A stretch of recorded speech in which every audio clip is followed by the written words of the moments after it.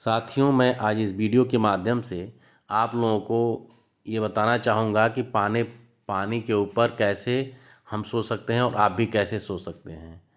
तो यहाँ पर आप ये देख रहे हैं कि एक स्विमिंग पूल है और इसमें कुछ बच्चे नहा रहे हैं, कुछ तैर रहे हैं, कुछ तैरना सीख रहे हैं, कुछ डर भी रहे हैं इसमें।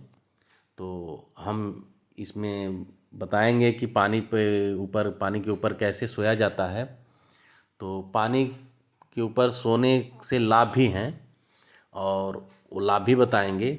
तो चलिए पहले हम ये जानते हैं कि पानी के ऊपर कैसे सोते हैं। यहाँ इस वीडियो में देख रहे हैं कि कुछ बच्चे अभी सीख रहे हैं और एक बच्चा ऐसा भी है जो पानी के ऊपर सोएगा। तो अभी वो बच्चा अभी आएगा इस वीडियो में, तो आपको देखने को मिलेगा कि बच्चा कैसे पानी के ऊपर सो रहा है।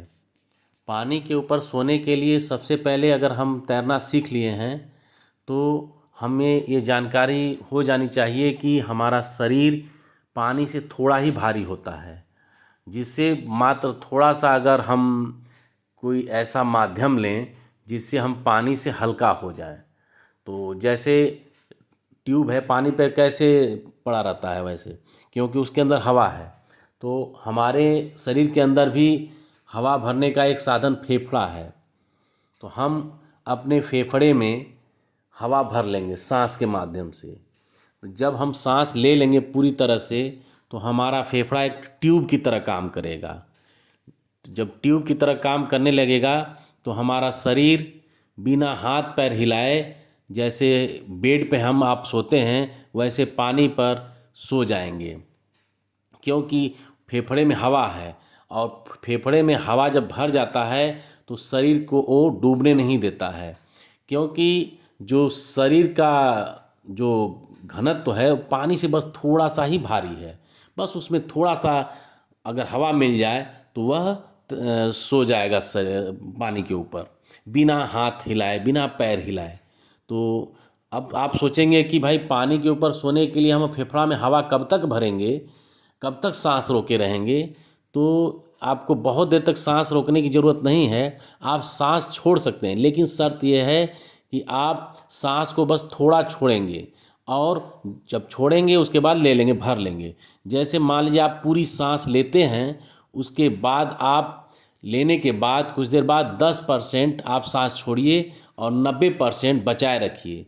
बस अगर बाई द वे आपको थोड़ा घुटन हो रही है तो आप पूरी तरह से सांस छोड़ करके तुरंत ले लीजिए। फिर उसके बाद सांस को 10% छोड़िए और 90% बचाए रखिए। आपके फेफड़े में 90% हवा जब रहेगी तो आप पानी के ऊपर बिल्कुल सो सकते हैं हाथ पैर फैला के। आपको ऐसा महसूस होगा कि आप बेड के ऊपर या तख्त के ऊपर सोए हुए हैं। हाँ, पानी के ऊपर सोना एक योगा भी है। जैसे आप प्राणायाम करते हैं, कपालभाति करते हैं, इसमें भी आपको सांस रोकने की प्रक्रिया करनी है। तो जब जहाँ ये क्रिया हो रही है तो यह एक योगा है और इस योगा से आपके जो शरीर के अंदर सेल्स हैं वो मजबूत होते हैं और जब मजबूत होते हैं तो आपकी इम्यूनिटी बढ़ती है। तो यही चीज़ें हैं, यही बात हैं। और आपको तैरना आना चाहिए, तैरना बहुत ज़रूरी है, क्योंकि कभी भी बाढ़ हो आ सकती है, कहीं भी आप नाव पे जा रहे हैं, मतलब एक्सीडेंट का कोई ठीक नहीं है कि कब कहाँ आ सकता है। तो अगर आपको तैराकी आती है तो आप अपने को बचा सकते हैं, लोगों को बचा सकते हैं।